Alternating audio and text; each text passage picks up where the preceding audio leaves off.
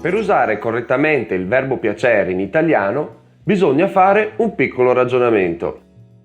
Prendiamo delle frasi di esempio da analizzare. Mi piace la torta della mamma e mi piacciono le fragole acerbe. Iniziamo dai verbi delle frasi piace e piacciono e capiamo quali sono i soggetti delle due azioni. Per questo vediamo velocemente come si coniuga il verbo piacere al presente. Io piaccio, tu piaci, lui, lei piace, noi piacciamo, voi piacete, loro piacciono.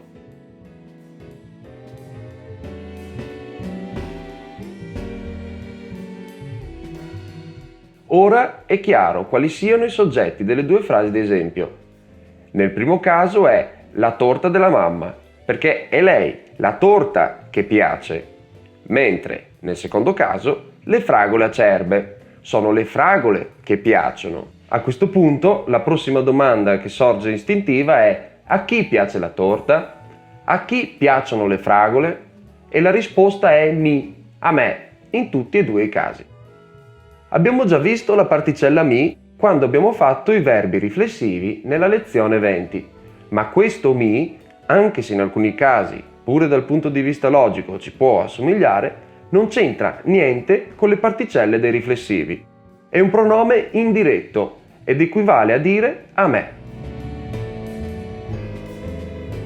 Vediamo cosa succede quando la torta piace a qualcuno che non sia io. E ti garantisco che la torta di mia madre piace a moltissime persone. A te piace la torta diventa ti piace la torta, ti piacciono le fragole. A lui diventa gli piace, gli piacciono.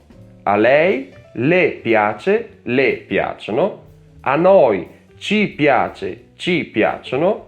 A voi vi piace, vi piacciono.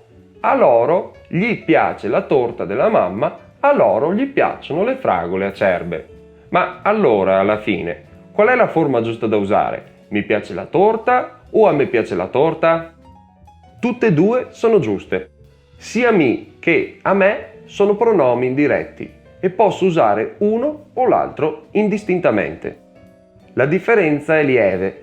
Nel primo caso, ciò che metto in risalto nella frase è l'azione stessa, il fatto che la torta piace. Mentre nel secondo caso è il fatto che proprio a me piace la torta. L'attenzione si sposta dall'azione su di me, ma il significato delle due frasi è esattamente lo stesso. Quindi, ricapitolando, questi sono tutti pronomi indiretti. Ma questi fanno parte della forma forte e questi della forma debole, che è la forma comunemente più usata.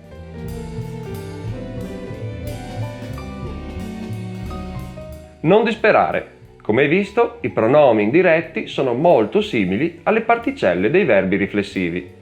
Cambiano solamente la terza persona singolare e la terza plurale. Al posto della particella riflessiva si abbiamo il pronome indiretto gli, che però ha anche una versione femminile della terza persona singolare, ovvero le.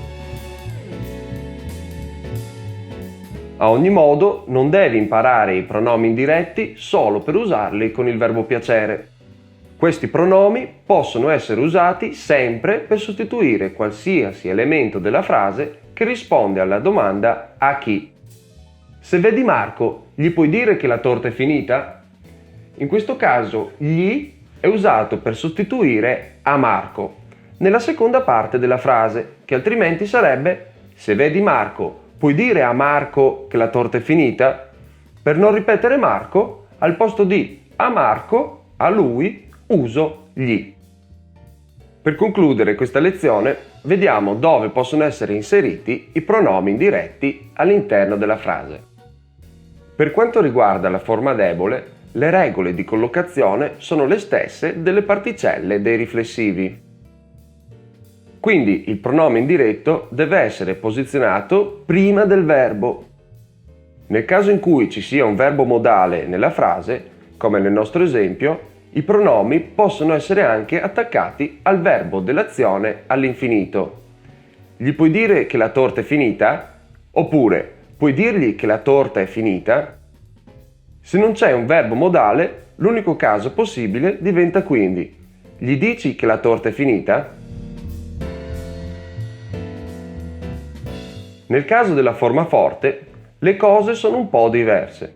Il pronome può essere spostato in vari punti della frase, ma mai tra non e il verbo se la frase è negativa.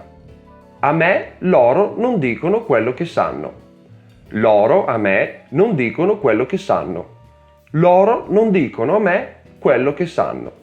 Loro non dicono quello che sanno a me. Sono tutte giuste.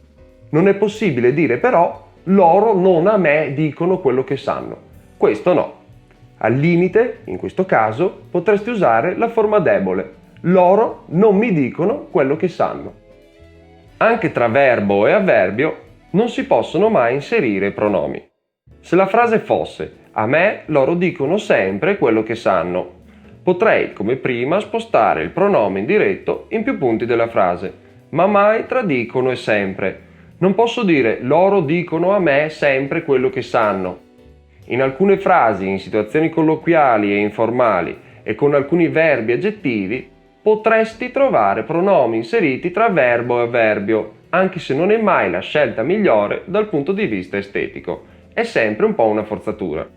La stessa frase di prima potrebbe funzionare se la pronuncio così: loro dicono a me sempre quello che sanno. In ogni caso sono situazioni molto rare e dato che hai già tante possibilità, per evitare di fare errori ti conviene sempre considerare che tra verbo e avverbio non puoi inserire pronomi. Prenditi un po' di tempo per assimilare i pronomi indiretti con calma. Una delle cose più difficili in italiano è proprio l'uso dei pronomi, che è uno degli argomenti principali del livello A2. Aiutati facendo gli esercizi di questa pagina e d'ora in poi, quando leggi qualcosa in italiano e noti un pronome, chiediti se risponde alla domanda a chi e nota come questi pronomi vengono usati nella loro forma debole e nella loro forma forte. Prima di proseguire, assicurati di aver ben compreso l'uso dei pronomi indiretti, perché, capendo bene come funzionano questi pronomi, imparare i prossimi sarà estremamente più facile.